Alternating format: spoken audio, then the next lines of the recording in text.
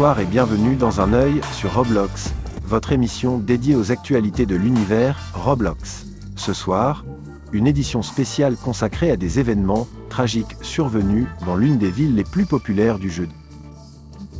Voici les titres de cette édition. Une attaque a bouleversé la tranquillité de cette ville virtuelle. Nous revenons sur les faits et sur les réactions des joueurs et des administrateurs de Roblox. Après cet incident, la question de la sécurité dans les expériences de jeu revient au centre des débats. Quels outils et mesures les développeurs peuvent-ils mettre en place pour protéger les joueurs? Alors que Brookhaven est sous le choc, Livetopia propose une initiative pour renforcer la coopération entre les serveurs. Une nouvelle ère pour les villes virtuelles. Voici tout ce que vous devez savoir. Nous ouvrons cette édition spéciale avec la fusillade qui a eu lieu hier soir à Brookhaven.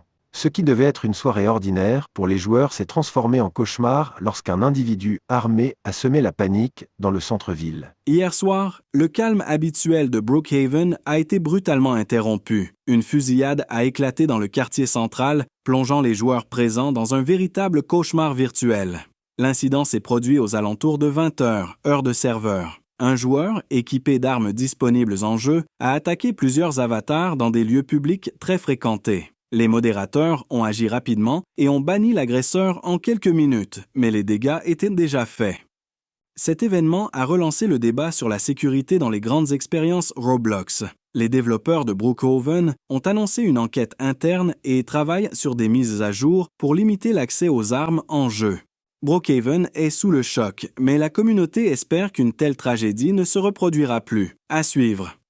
D'après des témoins, l'attaquant a utilisé des armes accessibles dans l'expérience pour cibler des joueurs à proximité de la banque et du commissariat. Heureusement, grâce à l'intervention rapide des modérateurs en ligne, le joueur responsable a été banni quelques minutes après le début des événements. Malgré cela, le traumatisme reste fort dans la communauté.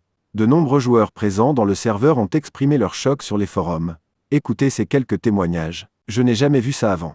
Je joue à Brookhaven pour m'amuser, pas pour vivre ce genre de situation. Il faut absolument revoir les armes disponibles en jeu, cela devient dangereux même dans un univers virtuel. Suite à cet incident, les développeurs de Brookhaven ont publié un communiqué promettant de revoir les mécanismes de leur jeu. Ils envisagent de limiter l'accès à certaines armes et de renforcer les outils de modération automatique. Cet événement relance le débat plus large sur la sécurité dans Roblox. Comment protéger des millions de joueurs tout en laissant la créativité s'exprimer?